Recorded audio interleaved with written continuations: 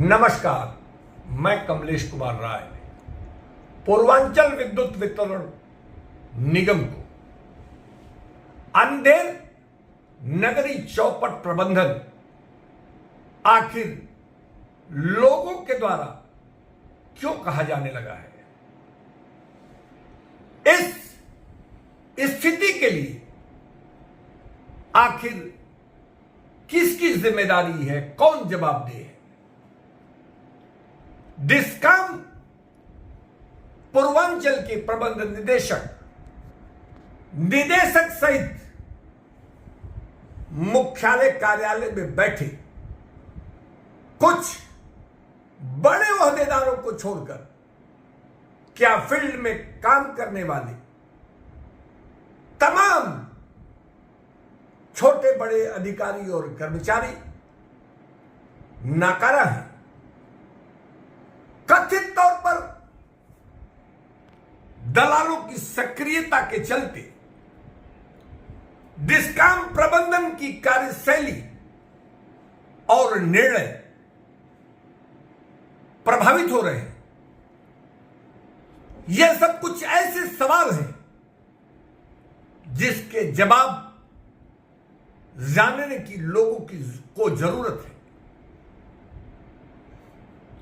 समय रहते यदि आगे बढ़कर सरकार ऐसी दुर्व्यवस्था और दिनों दिन बद से बदतर की तरह बढ़ रहे पूर्वांचल विद्युत वितरण निगम की कार्यशैली की समीक्षा कर कार्रवाई नहीं की जाएगी तो आने वाला समय नाजुक होगा। आज हम फाइनेंस यानी वित्त विभाग में हो रहे तमाम अनियमितताओं से संबंधित कुछ विशेष मुद्दों को आपसे शेयर करना चाहेंगे। पिछले कुछ महीनों पूर्व एक लेखाकार के द्वारा 7 करोड़ से ज्यादा, कुछ मीडिया रिपोर्ट में तो यह 10 करोड़ के करीब की धनराशि बताई जाती है। इसके घपले की बात का खुलासा हुआ था। एक नामजद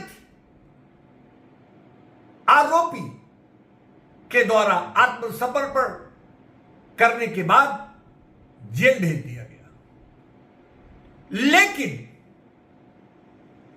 इस बड़े धनराशि के घपले में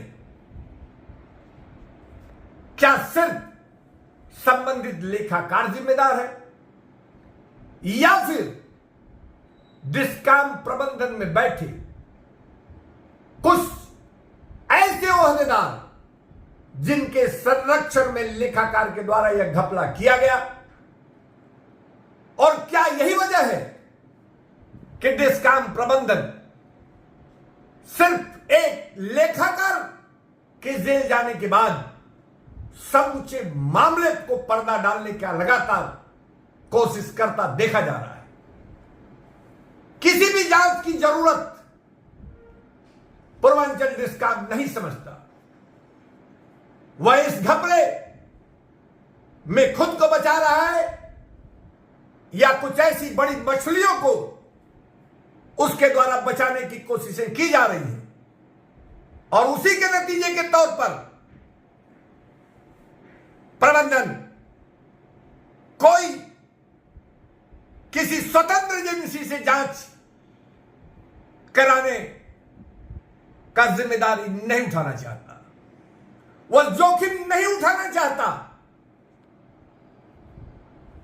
किसी ऐसी जांच एजेंसी से जांच कराकर कि इस घपले के पीछे उस अकाउंटेंट के साथ एमडी डायरेक्टर से लेकर किसी और की कितनी संलिग्नता है, साजिश है, वह नहीं चाहता। और यही वजह है कि अकाउंटेंट के द्वारा करोड़ से ज्यादा धनराशि अपने परिजनों और मित्रों के खाते में डाले जाने के बावजूद ऐसे लोगों के विरुद्ध भी पूर्वांचल डिस्कॉम किसी भी तरीके की आज तक कोई कार्रवाई नहीं किया है।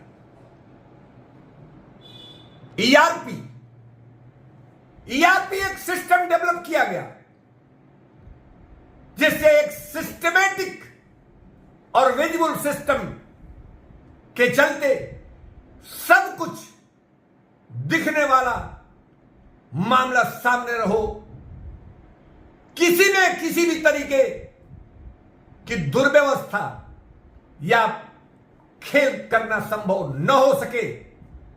लेकिन पूर्वांचल डिस्कॉम के द्वारा जो भुगतान में अनियमितताएं की जाती हैं उस पर सवाल उठने लगे हैं। विभागीय सूत्रों का कहना है कि फर्स्ट कम फर्स्ट सर्व सिद्धांत के आधार पर कॉन्ट्रैक्टर के द्वारा दिए गए भुगतान से संबंधित बिल को ईआरपी पर अपलोड किया जाता है। 3 दिन के अंदर भुगतान के लिए ईआरपी पर किए गए संबंधित बिल की अपलोडिंग के बाद एक सिस्टम के अनुसार उनका भुगतान होने की जरूरत है।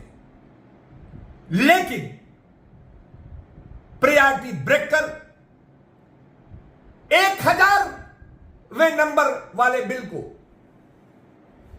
1 नंबर वाले बिल की जगह भुगतान किया जाता है।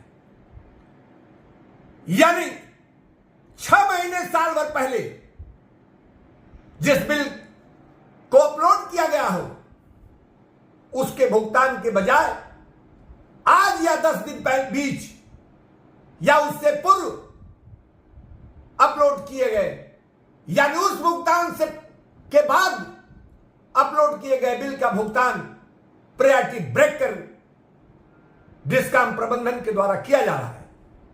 लगातार कथित तौर पर दलालों के सहयोग से, दलालों के दबाव और प्रभाव से इस तरीके के भुगतान करने की बात कही जा रही है।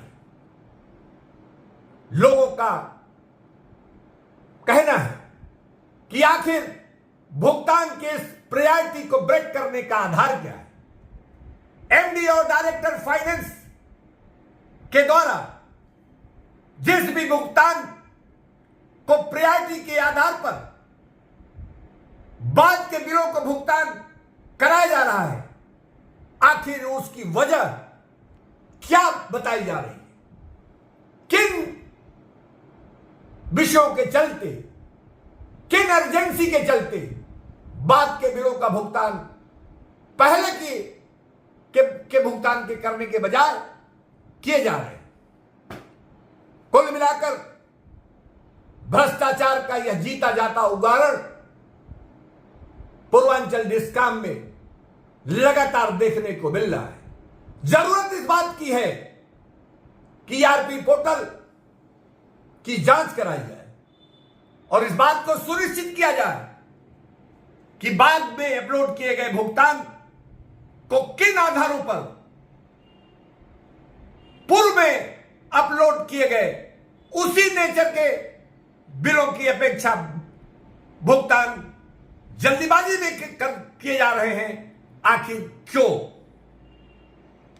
एक दूसरी सबसे बड़ी समस्या वित्त विभाग में देखी जा रही है। 2024-25 में एक बजटिंग सिस्टम बनाया गया है। इस सिस्टम के तहत सभी खर्चों के हेड से खर्चों के हेड बनाए गए। सभी खंडों से उनके खर्चे से संबंधित बजट मंगाकर हेड वाइज उसे ईआरपी पर लोड करने की व्यवस्था पूर्व में बनाई गई थी। लेकिन की स्थिति यह है कि ईआरपी पर एक हेड का दूसरे हेड पर, दूसरे का तीसरे हेड पर, तीसरे का चौथे हेड पर बजट डाल दिया जा रहा है। यानी डिस्ट्रीब्यूशन के मेंटेनेंस का बजट कंस्ट्रक्शन के हेड पर, तो कंस्ट्रक्शन का बजट सिविल के हेड पर, तो सिविल का बजट मेंटेनेंस के हेड पर डाले जा रहे हैं। आखिर इस हास्यास्पद स्थिति के लिए कौन जिम्मेदार है? सूत्रों का कहना है कि इससे एक बड़ी समस्या उठ खड़ी हुई है। 200-500 रुपए के बिल भी यदि ईआरपी पर अपलोड किए जाते हैं तो एक्सेस बजट डिस्प्ले होने लगता है, और उसके पीछे मुख्य वजह इस तरीके के गलत ढंग से बजटिंग चीजें ईआरपी अपलोड करने का नतीजा है। कुल मिलाकर वित्त विभाग, पूर्वांचल का वित्त विभाग, ऐसा लगता है कि वह एक बदहाल और बेसहारा स्थिति में काम कर रहा है। कथित तौर पर दलालों की वहां जमघट लगातार देखने को मिलती है। जिस दिन से भुगतान के केंद्रीकरण के लिए यह व्यवस्था बनाई गई, तब से लेकर वर्तमान तक भुगतान में लगातार अनियमितताएं और गड़बड़ियों का बोलबाला है। और अब 2024-25 की बात, जैसा कि मैंने कहा, एक हेड का दूसरे हेड में जानबूझकर पोस्ट किया जा रहा है या लापरवाही और उदासीनता के चलते ऐसा हो रहा है, यह देखना महत्वपूर्ण होगा। उपभोक्ता मंच के लिए आज बस इतना ही। नमस्कार।